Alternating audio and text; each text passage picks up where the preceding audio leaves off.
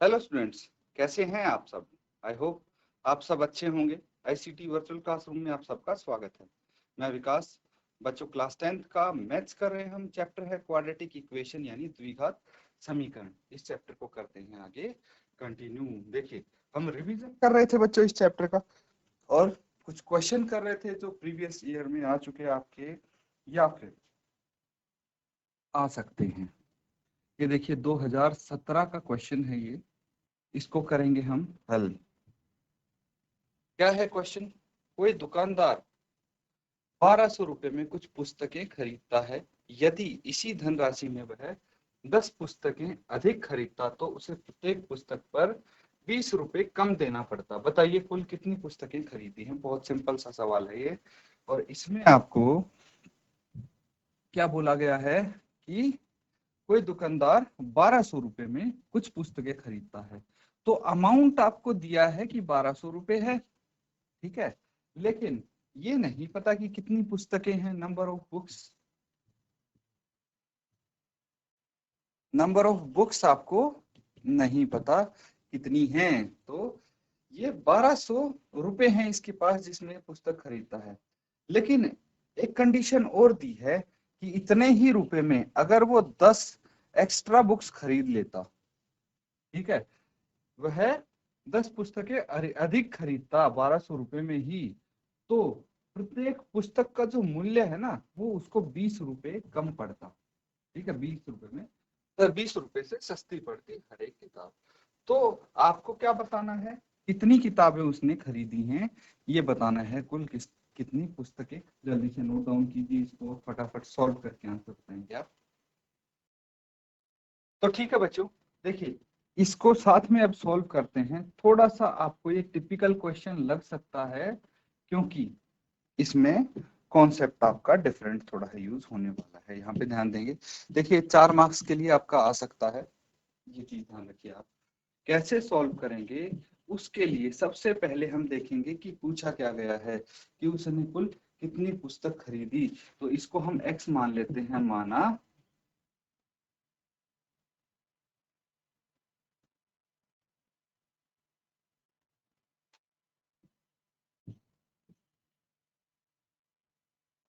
दुकानदार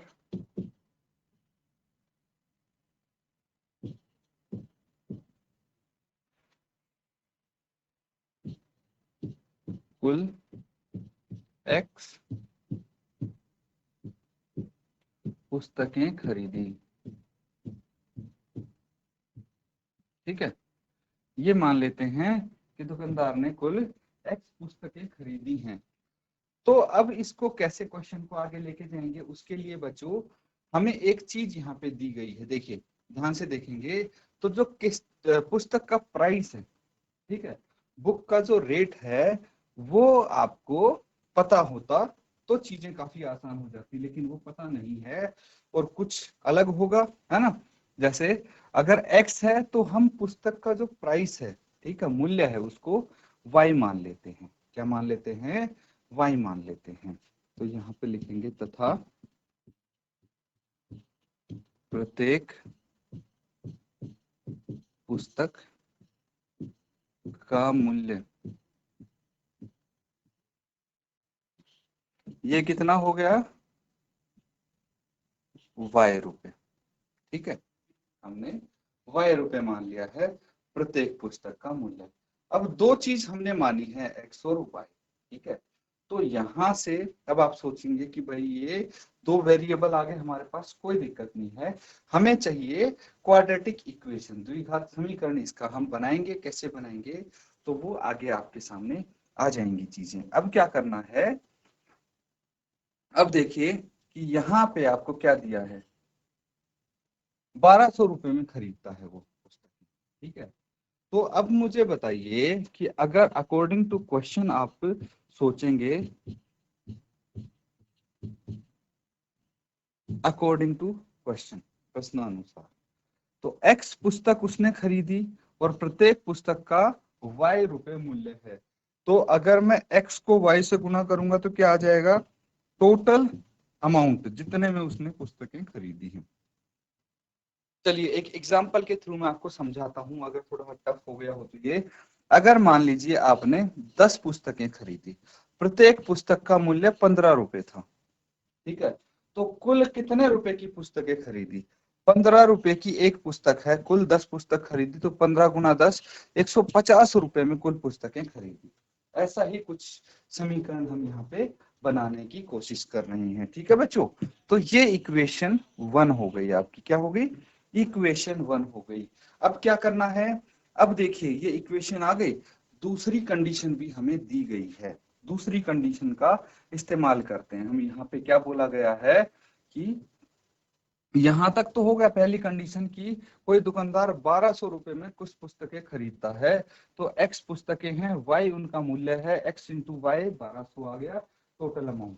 दूसरी कंडीशन बोलता है यदि इसी धनराशि में वह 10 पुस्तकें अधिक खरीदता है, मतलब टोटल कितनी हो जाएंगी? पहले x थी, अब उसमें 10 जुड़ जाएंगी क्योंकि 10 अधिक खरीदता है, और जो उसका मूल्य है वो कितना होता? प्रत्येक पुस्तक का 20 रुपए से कम हो जाता इसका मूल्य। एक पुस्तक का y है तो 20 रुपए से कम होगा तो y में 20 घटा देंगे, तो y माइनस 20 आ गया। ये किसके बराबर होगा? अब y माइनस 20 किसके बराबर होना चाहिए बच्चों? प्रत्येक जो टोटल अमाउंट है वो 1200 ही है। यही बोला गया है इसमें कि इसी धनराशि में खरीदी हैं ये 10 अधिक पुस्तकें, जिसमें हर एक पुस्तक पे 20 रुपए कम देने पड़ रहे हैं।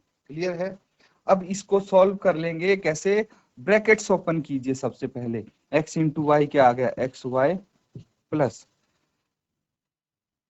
प्लस नहीं माइनस आ जाएगा क्योंकि x into minus 20 minus 20x, फिर प्लस 10y, फिर माइनस 200 बराबर है 1200।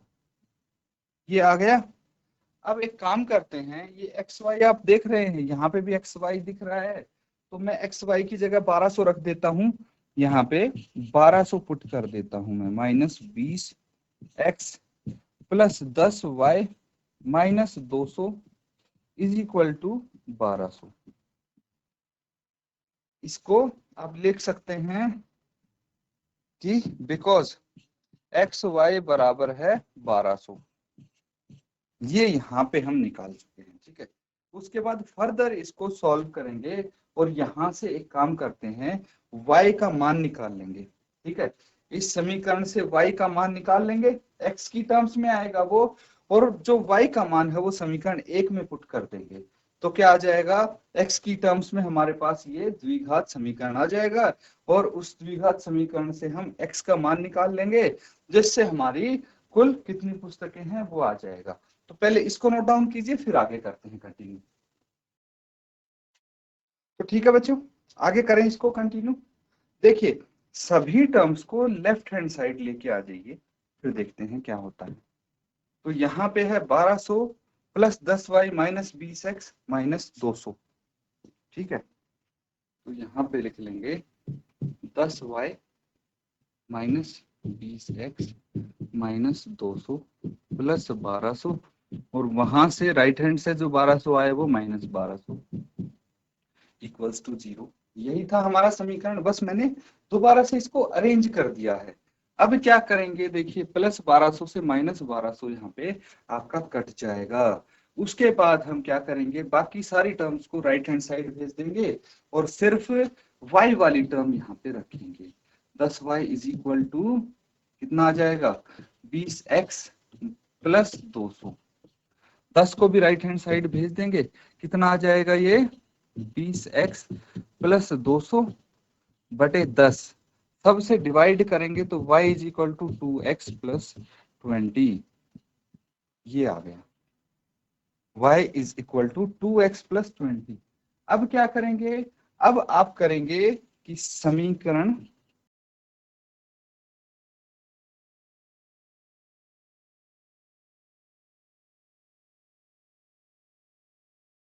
एक में y का मान रखने पर, समीकरण एक क्या था याद है किसी को? x इंटू वाई बराबर है 1200, x इंटू वाई की जगह 2x plus 20 is equal to 1200 आ गया। अब देखिए यहां से इसको ब्रैकेट को ओपन करेंगे, द्विघात समीकरण आ जाएगा। उस द्विघात समीकरण को सॉल्व कीजिए, या तो with help of splitting the middle term या फिर क्वाड्रेटिक फॉर्मूले से आप इसको हल करेंगे और x की वैल्यू निकालेंगे। चलिए यहाँ तक नोट डाउन कीजिए, फिर आगे चलते हैं। तो बच्चों ये सब कर लिया नोट डाउन। देखिए आगे इसको करेंगे तो कैसे करेंगे, मल्टीप्लाई कर देंगे इसको, ब्रैकेट ओपन करेंगे तो 2x स्क्वायर प्लस 40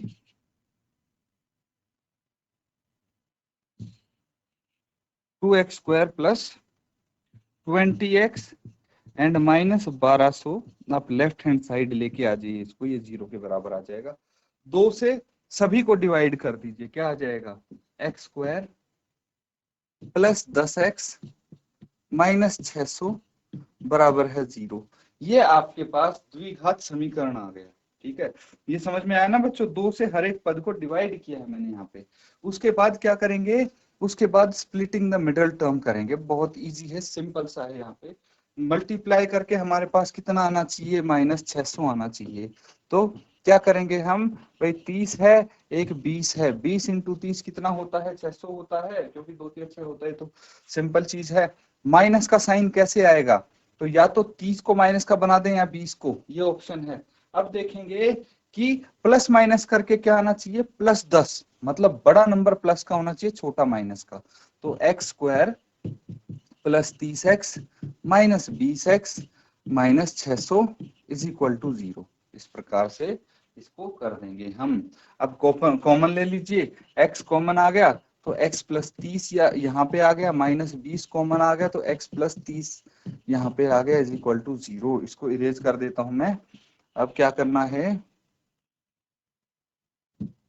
अब देखिए x प्लस 30 यहाँ पे हम ऐसे लिख देंगे, x माइनस 20 ये आ गया, ये 0 के बराबर आ गया। तो x इज इक्वल, इसको लिखेंगे x प्लस 30 0 के बराबर, या फिर x माइनस 20 0 के बराबर होगा।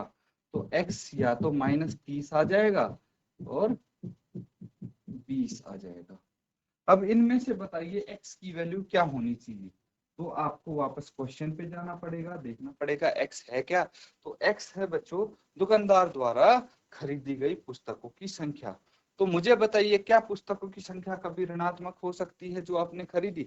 नेगेटिव में कैसे खरीदेंगे, या तो पॉजिटिव में तो खरीदेंगे बुक्स, इसीलिए ये तो हमारा रिजेक्ट हो गया जो माइनस में आंसर आया है।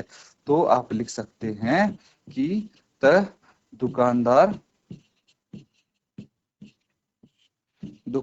ने कुल 20 पुस्तकें दुकानदार ने कुल 20 पुस्तकें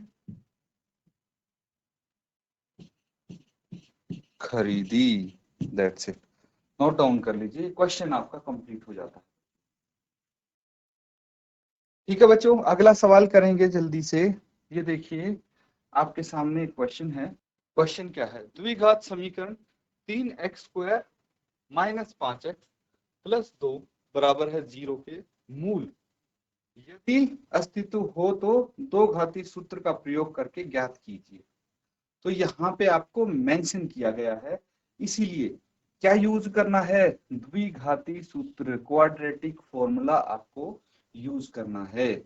अगर नहीं बोला होता है तब तो आप किसी से भी कर सकते हैं, स्प्लिटिंग द मिडल टर्म की हेल्प से कर सकते हैं या फिर द्विघाती सूत्र से, लेकिन यहाँ पे बोल दिया है तो फिर आपको वो फॉर्मूला लगाना पड़ेगा।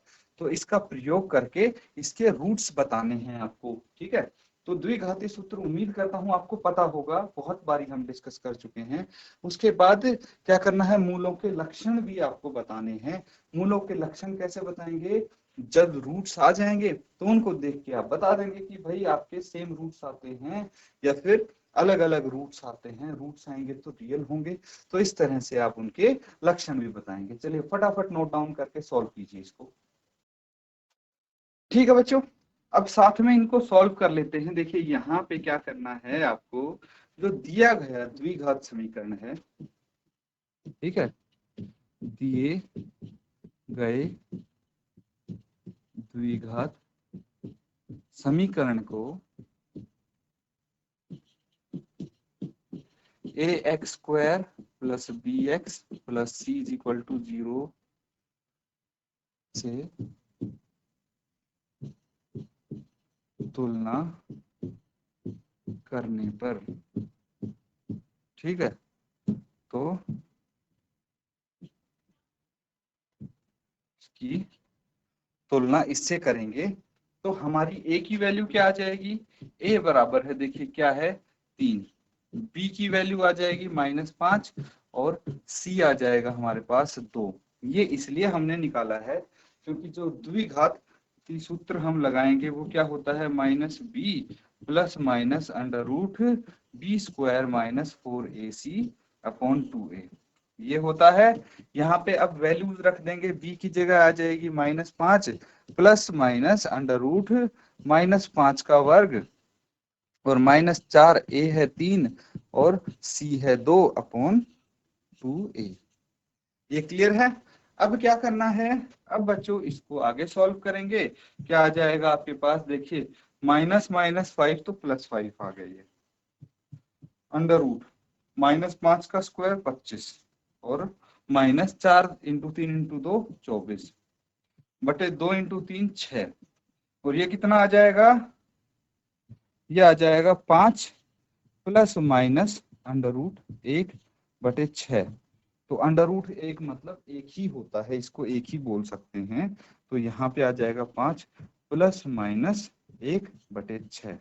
तो रूट्स क्या हो गए, 5 प्लस 1 कितना होता है 6, या तो 6/6 या फिर होता है 5 माइनस 1 कितना हो गया 4/6, ठीक है।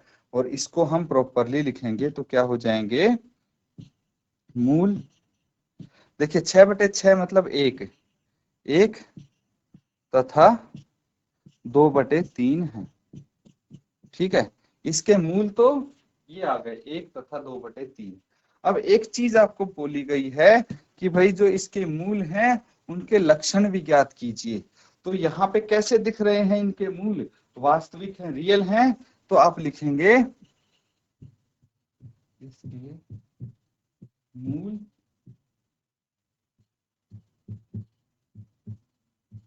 वास्तविक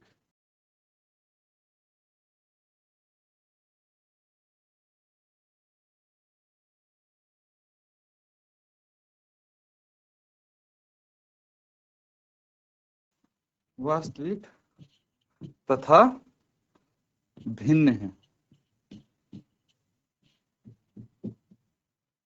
तो ये चीज आप यहाँ पे लिखेंगे कि इसके मूल कैसे हैं, वास्तविक हैं तथा भिन्न हैं, ठीक है। फाइनली ये आपको लिखना है, मैंने यहीं पे लिख दिया है क्योंकि नीचे स्पेस नहीं था। इसको नोट डाउन कर लीजिए, कहीं पे कोई डाउट आपको लगता है पूछ सकते हैं बच्चों।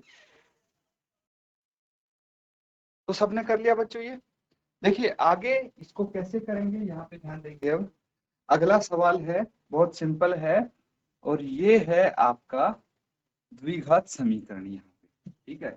द्विघात समीकरण क्या है, 2x स्क्वायर -4x प्लस 3, इसको हम स्टैंडर्ड इक्वेशन से कंपेयर करते हैं, ax square plus bx plus c। तो यहाँ पे ये देखेंगे कि जो इसका a है वो 2 है, b कितना है -4 है और c कितना है 3 है ना, यही आ गया। तो हमें क्या बताना है, विविध कर बताना है, यानी डिस्क्रिमिनेंट बताना है। विविध कर यानी डिस्क्रिमिनेंट, जो d होता है क्या होता है b स्क्वायर -4ac, यही होता है डिस्क्रिमिनेंट। चलिए डिस्क्रिमिनेंट बता देते हैं इसका, b कितना है -4 है इसका स्क्वायर और -4, a है 2 और c है 3, कितना आ जाएगा 4 चौक 16, ठीक है। कितना आ जाएगा, ये आ जाएगा 4 चौक 16 और 4ac, ये कितना आ जाएगा 4 3 12, 12 दूनी 24, तो कितना हो गया ये -8। तो जो इसका डिस्क्रिमिनेंट है वो नेगेटिव आया है, कैसा आया है, नेगेटिव आया है। अब ये आपका होमवर्क होने वाला है जो मैं यहाँ पे आगे बताने वाला हूँ। देखिए 3 कंडीशन होती हैं, या तो डिस्क्रिमिनेंट आता है 0 के इक्वल, या फिर डिस्क्रिमिनेंट आता है 0 से बड़ा, या फिर डिस्क्रिमिनेंट आता है 0 से छोटा। ये 3 कंडीशन होती हैं, ठीक है।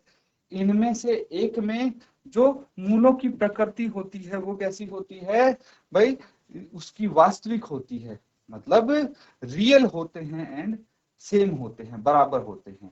एक कंडीशन में होता है डिस्टिंक्ट होते हैं लेकिन रियल होते हैं, मतलब वास्तविक होते हैं। और एक कंडीशन ऐसी आती है जिसमें रूट्स रियल होंगे ही नहीं। तो वो कौन सी कंडीशन है ये आपको आइडेंटिफाई करना है, बहुत बारी कर चुके हैं हम। और उसके बाद बस इसी की हेल्प से, ये डी से छोटा है यहाँ पे, है ना, ये जो डी की वैल्यू है वो 0 से छोटी है, तो इस कंडीशन में फिर कैसी प्रकृति होगी मूलों की, ये आपको बताना है।